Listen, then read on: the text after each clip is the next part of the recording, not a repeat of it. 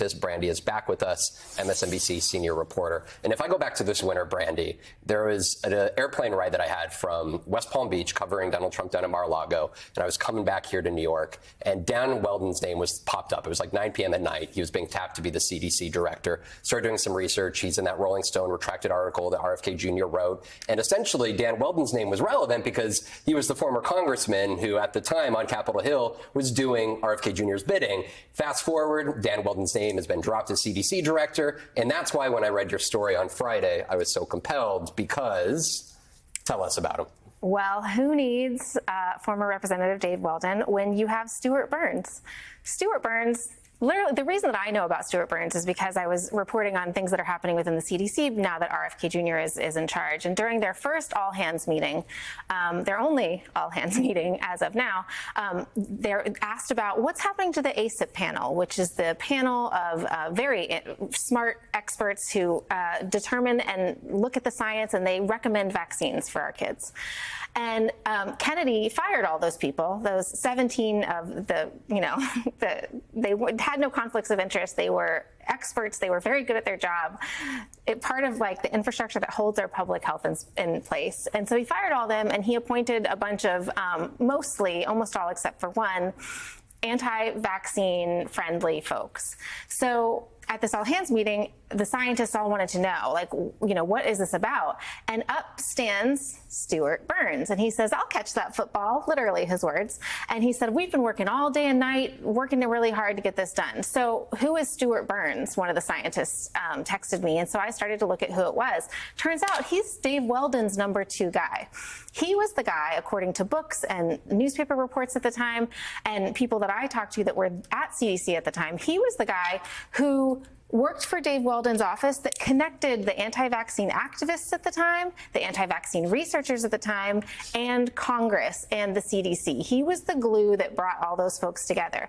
People described him to me as explosive, as screaming on the phone about how vaccines harm the babies, doing just a very, very intense anti-vaccine sympathizing person. So couldn't get Weldon in. His nomination was blocked by President Trump, and somehow just brought in his number 2 to do the work that Dave wasn't allowed to do. In your view, is this sort of the story of the Trump administration, that there are these strange, little-known side characters who have immense influence over critical agencies and Americans' lives, but who, because of whether it's Epstein or tariff wars or just Donald Trump's sort of constant stream of consciousness on social media, we're not hearing about these people, and we're not aware on a day-to-day basis of what they're doing.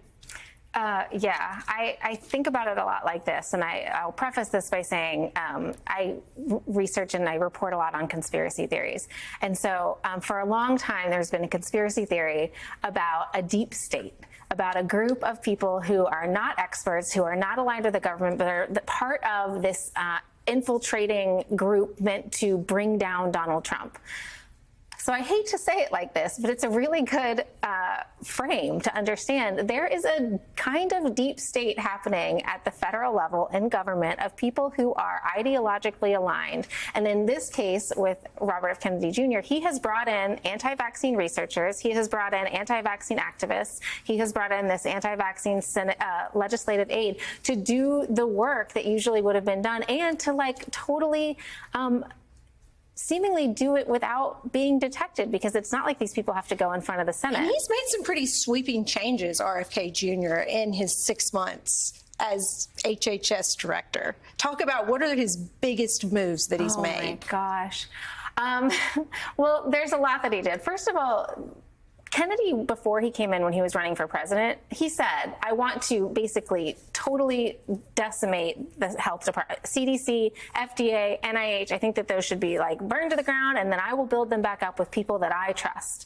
So when DOJ came along and said, we're going to do that to all government agencies, Kennedy could not have been happier. It was like, again, this part of the deep state idea, someone to do the work that he long wanted to do. Great. And you can say it's for money making, or for, we're going to save money and be whatever all that he said about that, the transparency and all of those things that aren't really true.